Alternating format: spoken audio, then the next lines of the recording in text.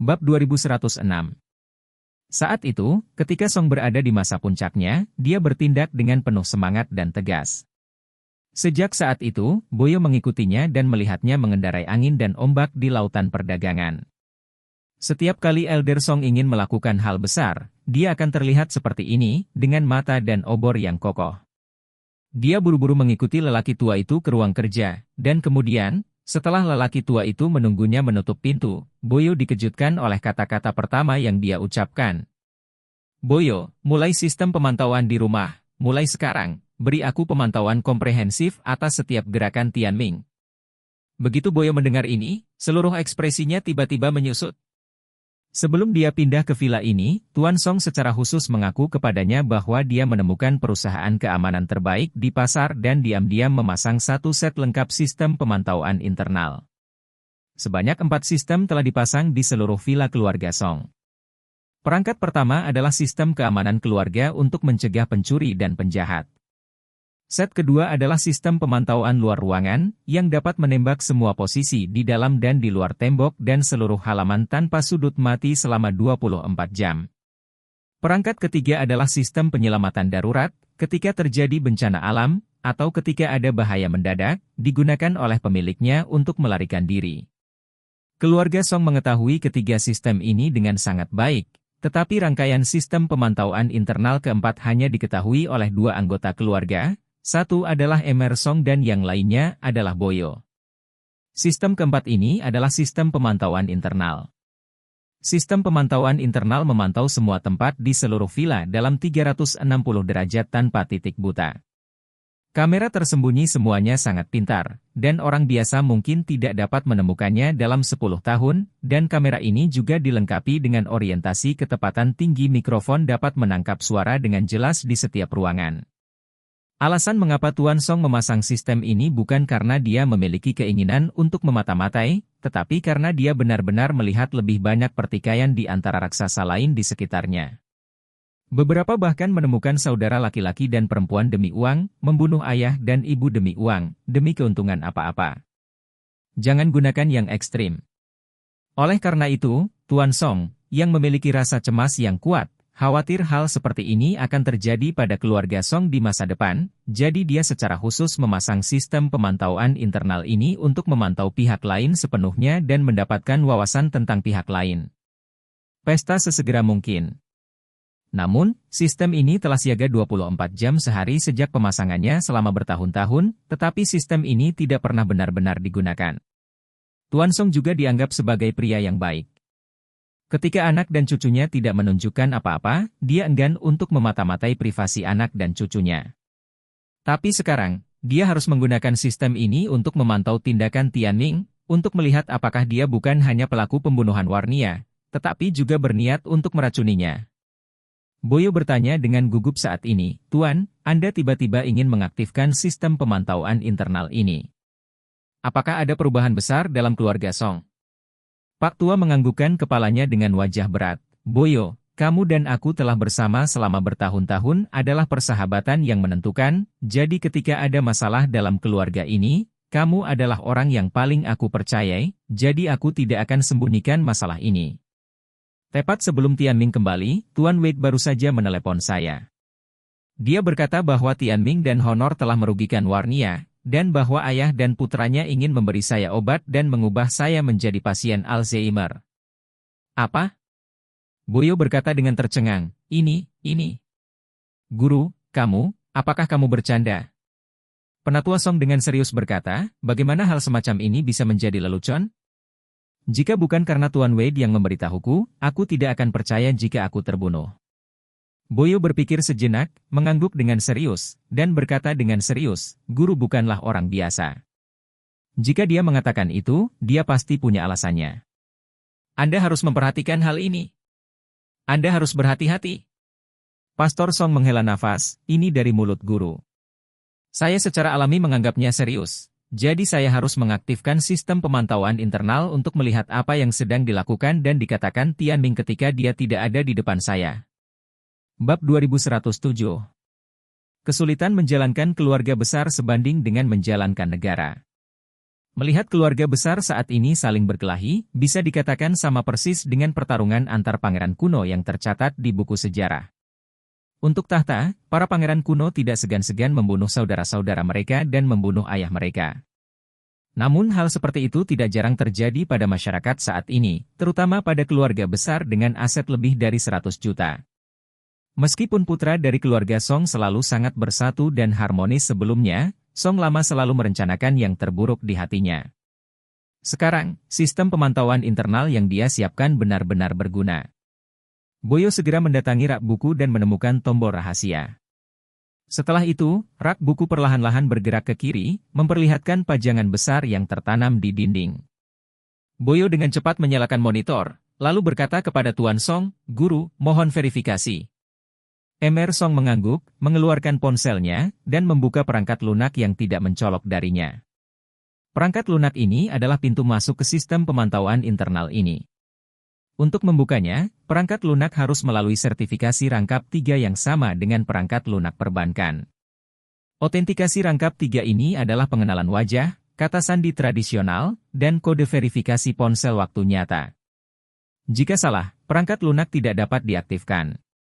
Setelah Master Song berhasil mengaktifkan sistem, tampilan di dinding segera berubah menjadi gambar sebanyak 210 kisi kecil. Gambar dalam 210 kisi kecil ini berasal dari 210 kamera di posisi yang berbeda. Pastor Song memilih 4 dari mereka, dan 210 gambar di layar menghilang dan berubah menjadi 4 gambar yang dia pilih. Area keempat gambar ini jauh lebih besar sekaligus, dan semua yang ada di gambar bisa terlihat dengan jelas. 4 pemandangan yang dipilih Song adalah kamar tidur Tianming, ruang belajar Tianming, ruang tamu Tianming, dan gym. Saat ini, Tianming baru saja kembali ke kamarnya. Dalam gambar tersebut, dia berjalan melewati ruang tamu menuju kamar tidur, berbaring langsung di atas ranjang empuk dan nyaman. Saat kakek Song melihat ekspresinya di atas ranjang, dia langsung mempercayai apa yang dikatakan Charlie di dalam hatinya. Dia tidak mempercayai Charlie sebelumnya, tapi dia masih ingin menyimpan secercah harapan di hatinya. Tetapi pada saat ini, ketika dia melihat Tianming terbaring di tempat tidur dengan kaki terentang miring dan wajahnya penuh kegembiraan, dia tahu bahwa Tianming pasti punya masalah. Jika tidak, keponakannya masih hidup atau mati di negara asing masih tidak yakin, dan dia seharusnya tidak memiliki ekspresi ini apapun yang terjadi. Kakek Song menunjuk ke Tianming di layar, dan berkata dengan tajam kepada Boyo, "Boyo, lihat binatang buas ini. Dia sangat khawatir dan sangat tertekan barusan di depanku, semua Fcuk bertindak untukku. Sekarang dia memiliki wajah ini. Ekspresi wajahnya adalah gambaran sebenarnya dari hatinya. Dia senang. Dan sangat bahagia." Boyo mengangguk dan menghela nafas, sepertinya apa yang dikatakan guru benar, tuan muda memang punya masalah. Karena itu, dia tidak bisa tidak mengagumi, "Tuan, sistem pemantauan internal ini tidak hanya dapat menentukan konspirasi mereka, tetapi juga mengunci bukti kejahatan mereka. Anda benar-benar terlalu pintar." Tuan Song menghela nafas, para leluhur berkata bahwa jika orang dilahirkan dalam kesedihan dan mati dalam kebahagiaan, jika seseorang tidak memiliki rasa cemas, apa bedanya dengan hewan yang menunggu untuk disembelih di rumah jagal? Bertahan hidup di masyarakat? Karena itu, dia berkata dengan sedih, "Tapi, saya benar-benar tidak menyangka bahwa kekhawatiran saya akan menjadi kenyataan." Saat ini, ada dering ponsel yang berdering di layar. Ponsel Tianming berdering. Bab 2108.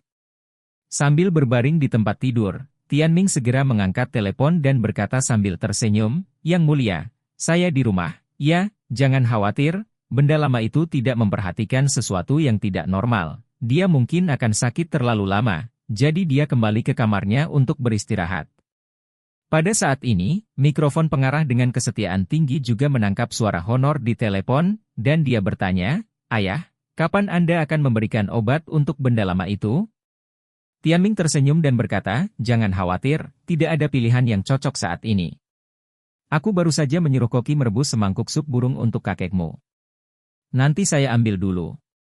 Setelah menambahkan obat, saya akan mengirimkannya ke kamarnya. Lihat dia meminumnya dengan mataku sendiri." Honor buru-buru bertanya lagi, "Ayah, berapa lama obat ini akan bekerja?" Tianming berkata, "Waktu hampir habis. Saya memberikan dosis yang lebih tua. Ini akan efektif dalam 1 atau 2 jam setelah dia mengambilnya. Honor berkata dengan semangat, itu sangat bagus. Ketika hal-hal lama berubah menjadi Alzheimer, urusan keluarga Song, dia tidak akan pernah punya kesempatan untuk membuat masalah. Tianming bersenandung, dan berkata, Yang Mulia, Anda malam ini beristirahatlah dulu. Jika Charlie memiliki sesuatu untuk dikatakan kepada Anda untuk dilakukan, maka Anda dengan jujur mengikuti instruksinya dan jangan biarkan dia ragu. Setelah saya mengubah penyakit lama menjadi Alzheimer, saya akan menelepon Anda kembali, dan kemudian Anda dapat terbang kembali ke Orous Hill secara langsung. Honor berkata dengan bersemangat, Oke ayah, kalau begitu saya menunggu kabar Anda. Ketika Tuan Song mendengar ini, dia hanya merasa cemas. Betulkah? Bastard ini benar-benar ingin menyakitiku. Saya ayah kandungnya. Sekarang dia ingin meracuni saya untuk sebuah properti keluarga kecil. Ketika Tuan Song mengatakan ini, seluruh tubuhnya gemetar karena marah.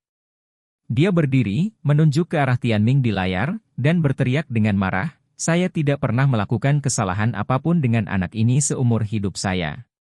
Saya tidak berharap untuk melahirkan binatang serigala seperti itu. Aku tahu dia adalah binatang buas. Aku seharusnya mencekiknya di bedong. Dan Bastard Honor. Saya telah mencintainya sejak hari dia lahir. Saya tidak menyangka bahwa dia akan melakukan hal inferior seperti itu demi uang. Boyo sama-sama terkejut dan marah, tapi dia masih bergegas untuk membantu Pak Tua, dan berkata dengan serius, Tuan, prioritas utama sekarang bukanlah marah, tapi memikirkan bagaimana menghadapinya. Setelah terdiam beberapa saat, Boyo berkata lagi, jangan katakan apa-apa lagi, jangan mengambil sup burung yang dia siapkan untukmu. Bukan hanya tidak bisa diambil, tapi kami juga harus bekerja keras. Mulai sekarang, semua makan dan minum harus dijaga ketat, dan kita tidak boleh memberikan dia kesempatan. Kakek Song menggelengkan kepalanya dengan ekspresi sedih di wajahnya, melambaikan tangannya dan berkata, Boyo, karena dia sudah tega menyakitiku, jika aku terus menjaga dengan ketat, itu akan membuatnya menyadari bahwa dia telah terungkap dan menjadi lebih ganas. Jika dia tidak diizinkan untuk sukses, dia mungkin tidak hanya ingin mengubah saya menjadi Alzheimer, tetapi ingin melakukan tindakan terburuk. Boyo buru-buru bertanya kepadanya, Tuan, apakah Anda berencana untuk membiarkan mereka sukses dan membiarkan Anda berada dalam belas kasihan mereka? Kakek Song mengangguk dan berkata dengan serius, Boyo, saya memiliki pil peremajaan yang diberikan oleh guru kepada saya. Dia secara khusus meminta saya menggunakannya untuk melawan racun. Jika Anda ingin datang, guru seharusnya tidak bisa menipu, jadi saya akan memberikannya kepada mereka. 1 akan dihitung. Ketika Boyo mendengar ini, dia merasa lega dan menghela nafas, untungnya, ada guru. Pastor Song tidak bisa menahan nafas, hei. Ya. Jika bukan karena guru, saya akan membunuh tulang-tulang tua itu, saya tidak tahu berapa kali saya telah mati. Boyo mengangguk sedikit dan berkata, Guru, kamu telah melakukan perbuatan baik sepanjang hidupmu. Guru mungkin telah diatur oleh Tuhan untuk membuat Anda tetap aman sepanjang hidup Anda. Kakek Song tersenyum pahit, dan berkata, Boyo, jika saya bisa melakukan segalanya, saya harus bertindak sebagai pasien penyakit Alzheimer. Pada saat itu, Anda tidak boleh mengungkapkan kekurangan apapun. Kedua binatang itu tahu bahwa kamu adalah orang yang paling aku percayai. Jika mereka bertanya tentang saya, Anda harus tahu bagaimana menggunakan kebijaksanaan untuk menengahi mereka. Kamu harus tahu apa yang perlu kamu katakan dan apa yang bisa kamu katakan, dan beritahu mereka bahwa kamu setia kepada mereka.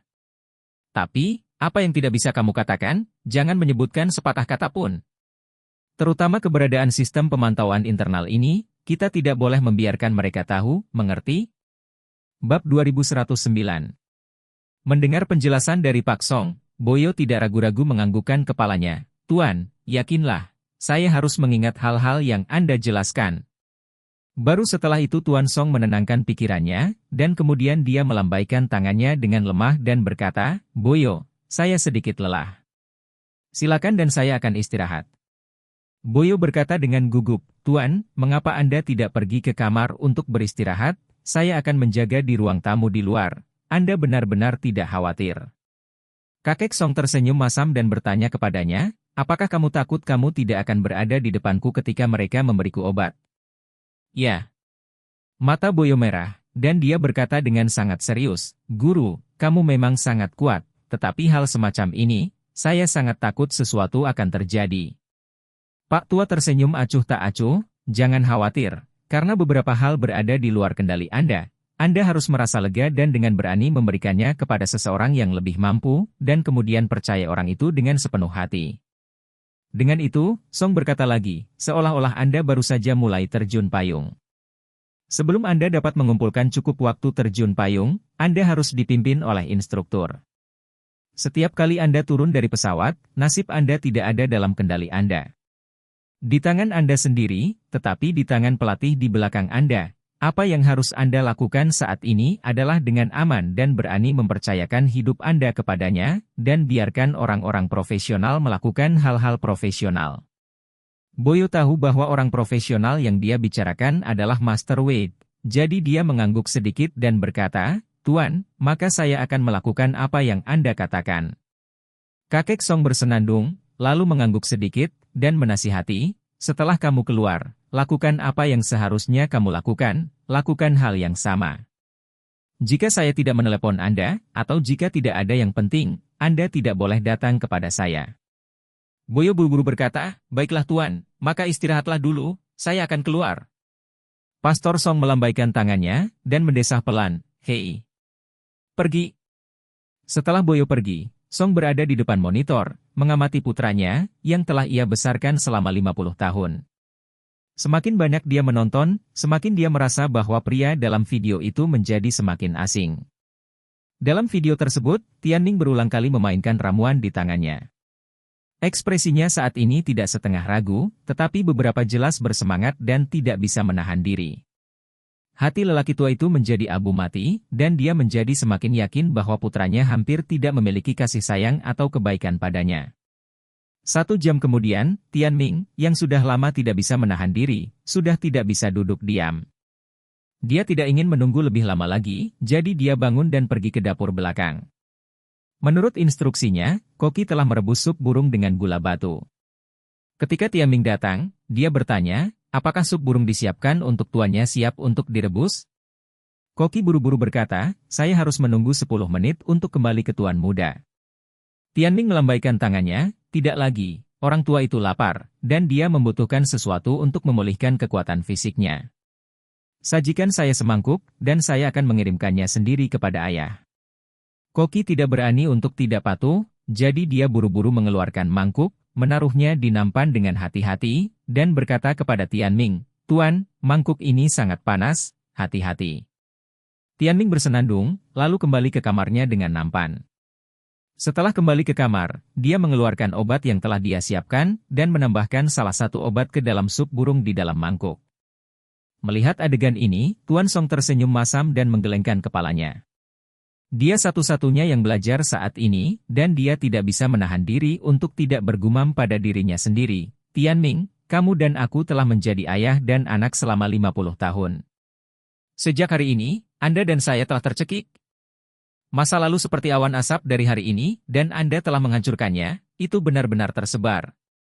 Setelah itu, dia berdiri, mematikan sistem pemantauan, dan mengembalikan studi ke keadaan semula.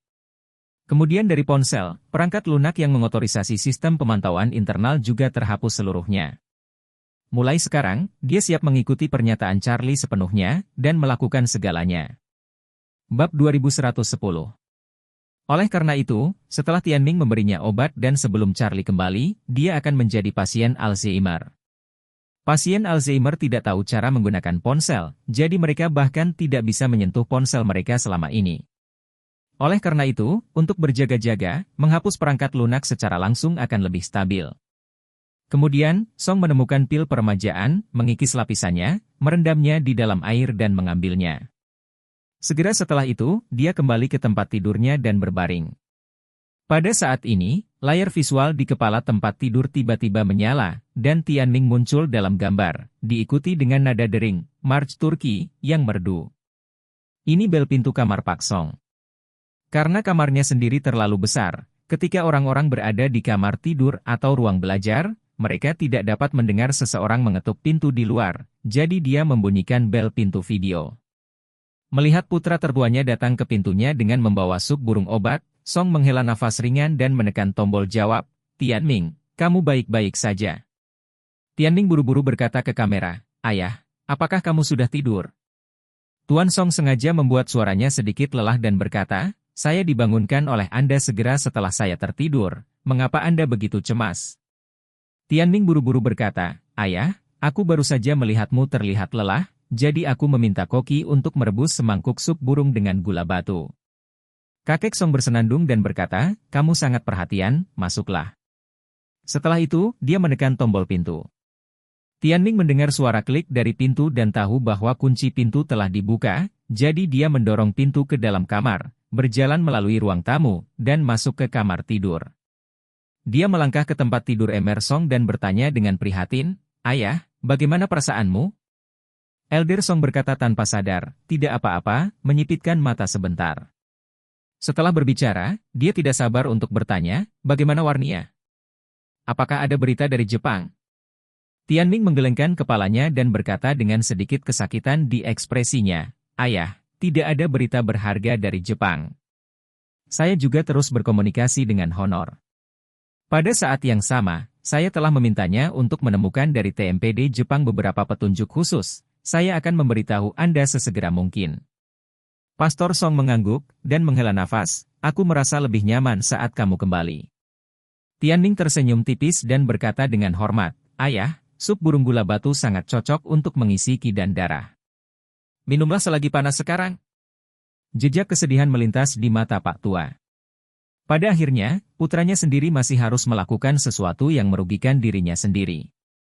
Jadi dia duduk tanpa ragu-ragu dan berkata kepada Tianming, "Ayo, bantu saya duduk di ruang tamu sebentar, saya akan minum di ruang tamu." Tianming sangat gembira dan berkata dengan tergesa-gesa, "Oke ayah. Saya akan membantu Anda ke ruang tamu." Tianming membantu lelaki tua itu masuk ke ruang tamu, membiarkannya duduk di sofa, dan segera menyerahkan sup burung dengan gula batu, dan berkata dengan hormat, "Ayah, kamu meminumnya selagi panas." Tanpa ragu-ragu, Tuan Song mengangguk dan mengambil semangkuk sup burung dengan gula batu, menyesapnya, dan berseru, "Rasanya enak, Anda sangat peduli." Tianming tidak menyangka segalanya akan berjalan begitu lancar, dia tidak bisa menahan perasaan gembira, dan berkata sambil tersenyum, "Ayah, apa yang kamu lakukan dengan sangat sopan dengan saya, bukankah hanya ini yang harus saya lakukan?" "Apa yang harus dilakukan?" Pak Tua tersenyum dan mengangguk dengan serius. Dia menekan kesedihan jauh di dalam hatinya dan mendesah dari lubuk hatinya, "Oh, itu benar, itu harus dilakukan, itu harus dilakukan. Aku punya anak yang baik." Hahaha.